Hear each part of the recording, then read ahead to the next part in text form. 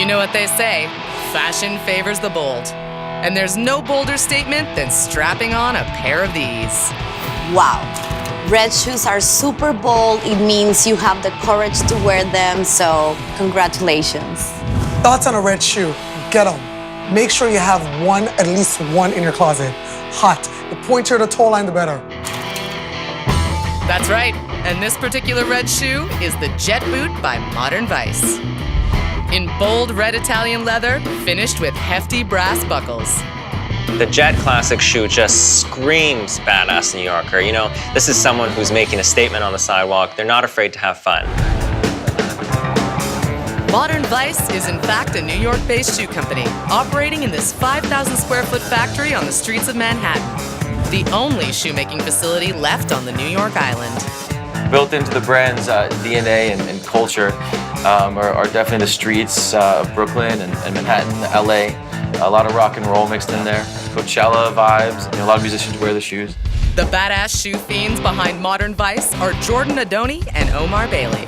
So it won't be a huge shocker when you learn the inspiration behind the Jet Boot. We got the name Jet from Joan Jett.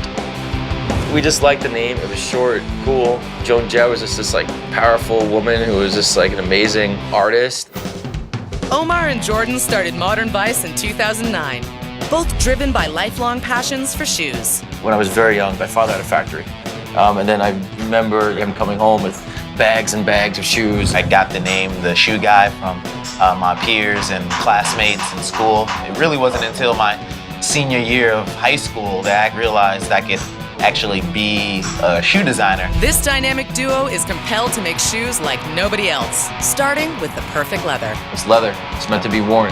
Now everyone's say, how do they make leather shoes? You're like, how? Good news, we're gonna see. And it starts with design. Prototypes are created by fixing scraps of leather to paper foot molds. Omar and Jordan are guided by style, but mandated by comfort. Most people will not buy a pair of shoes twice if it's not comfortable. If it's comfortable, they're hooked. The Jet Boot is their best seller, and it takes about 3 feet of leather to make a single pair. In a handcrafted, modern meets traditional process. The first stage of production is die cutting the individual leather components. The cut's edges are then skived, thinning them out, which makes folding the edges much easier. It's just more of a clean look finish that you get so you don't have the raw edge showing. If it's not folded, then it's going to be raw or it can be painted.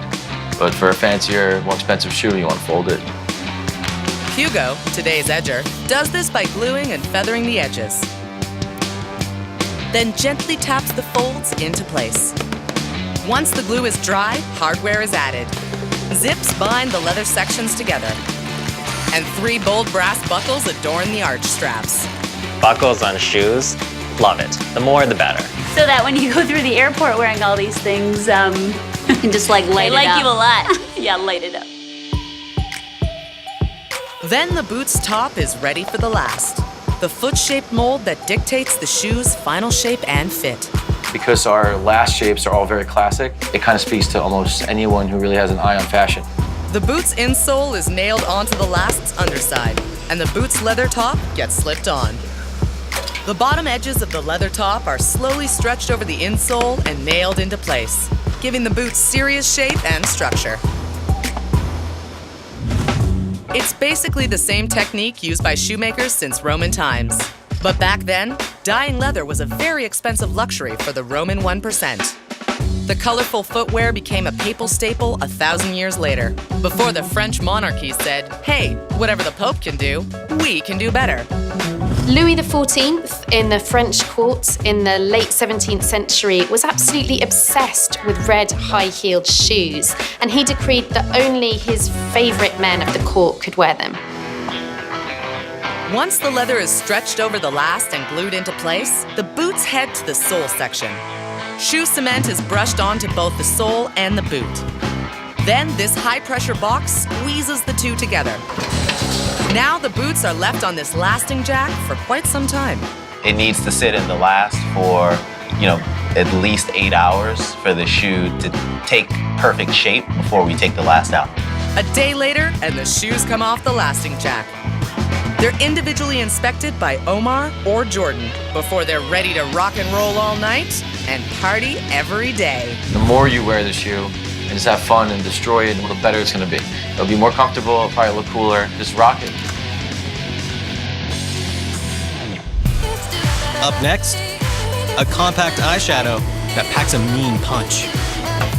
Listen, please, people, when you wear eyeshadow, tone it down. You want to look sexy and elegant, not clownish.